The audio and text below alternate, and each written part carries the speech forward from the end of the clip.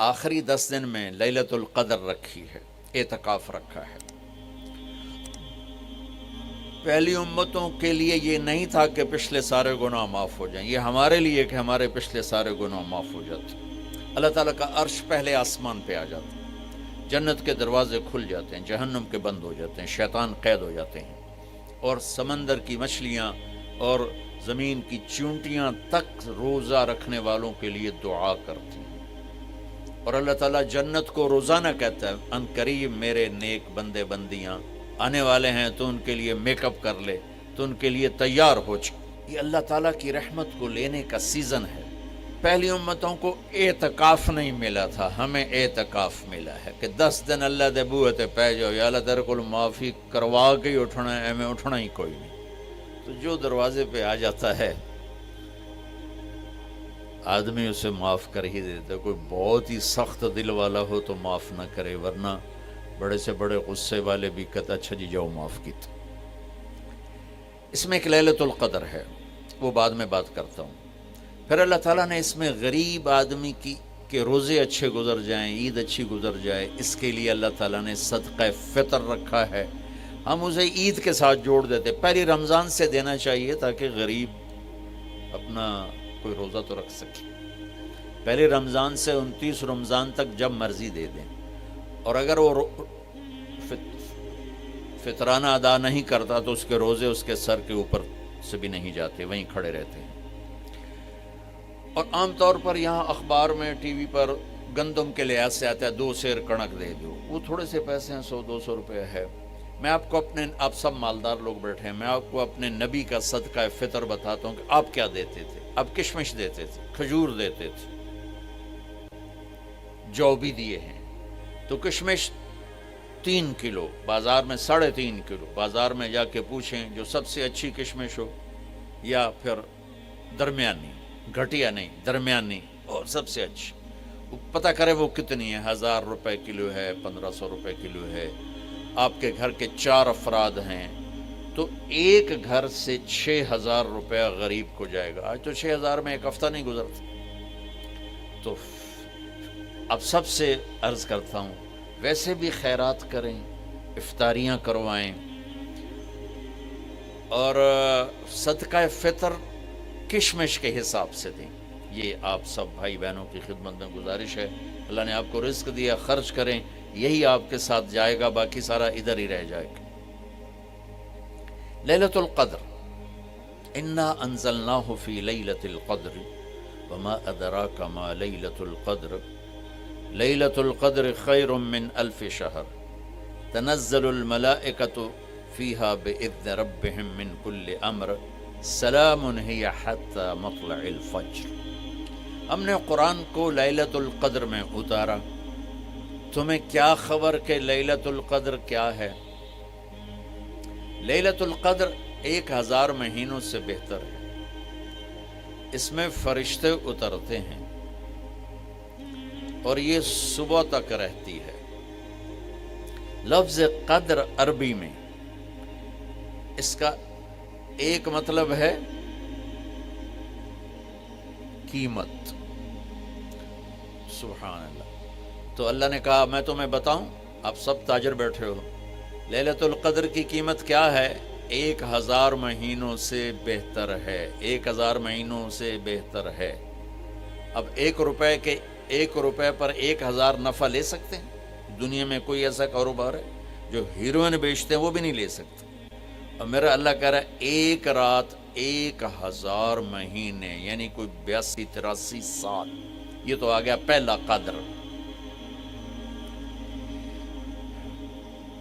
دوسرا اس کا مطلب ہے تنگ پڑ جانا، تنگ پڑ وقت، فقدر علیہ رزقہ۔ تو تنزل الملائکۃ فیہا، تنزل الملائکۃ والروح فیہا، کہ اس رات اتنے فرشتے اترتے ہیں کہ زمین تنگ پڑ جاتی ہے۔ سبحان اللہ، اتنے فرشتے آتے ہیں زمین تنگ پڑ جاتی ہے۔ تیسرا مطلب ہے قدر،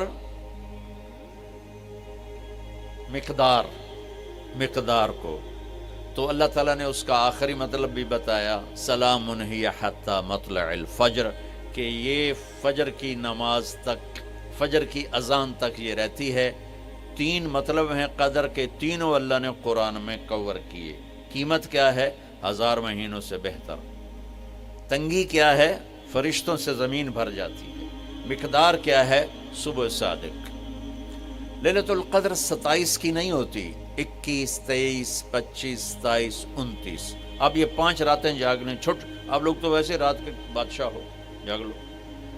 تو لیلۃ القدر مسجد میں نہ گزارو، گھر میں گزارو۔ یہ مسجدوں میں اشتہار لگ جاتے ہیں، فلاں کے ساتھ شب قدر گزاریں، فلاں حضرت کے ساتھ شب قدر گزاریں، پھر ادھر کوئی صلاۃ تسبیح پڑھ رہا ہے باجماعت، عورتیں صلاۃ تسبیح کی جماعت کرا رہی ہیں، اور پتہ نہیں اور کتنی عجیب و غریب قسم کی عبادات شروع ہو جاتی۔ یہ نفلی عبادت ہے، میرے نبی گھر میں پڑھتے تھے۔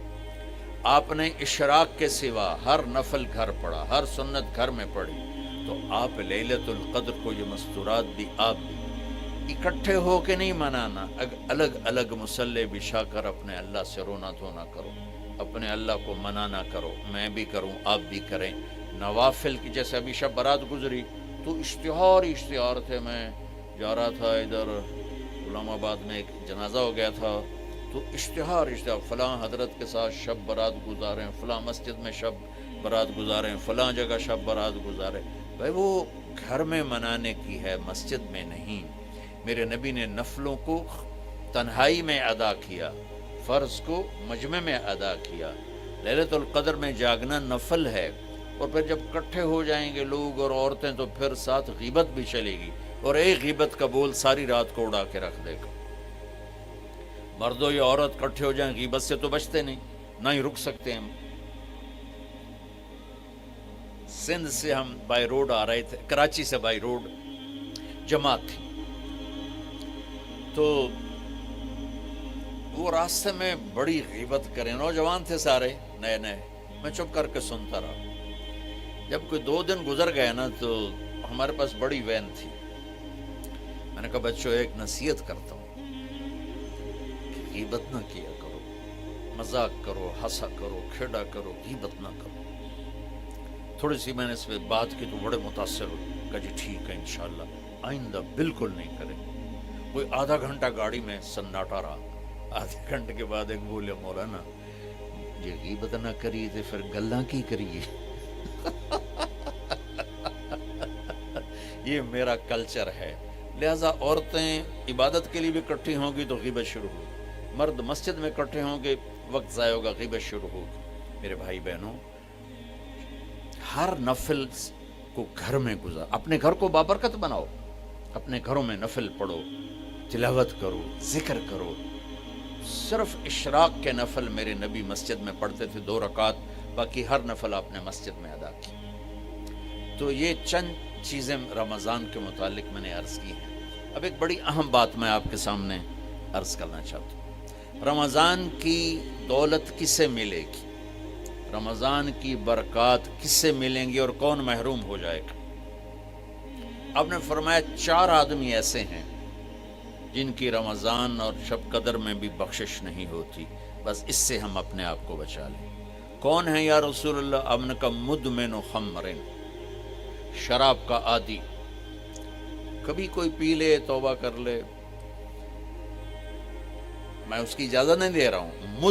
مدمن کا لفظ ہے جو روزانہ شراب پیتا ہے، اس کی رمضان میں بخشش نہیں۔ عاق لوالدیہ، جو ماں باپ کا نافرمان ہے، اس کی بخشش نہیں۔ قاطع الرحم، رشتہ داروں سے لڑنے والا، اس کی بخشش نہیں۔ المشاحن، دل میں بغض رکھنے والا، اس کی بخشش نہیں۔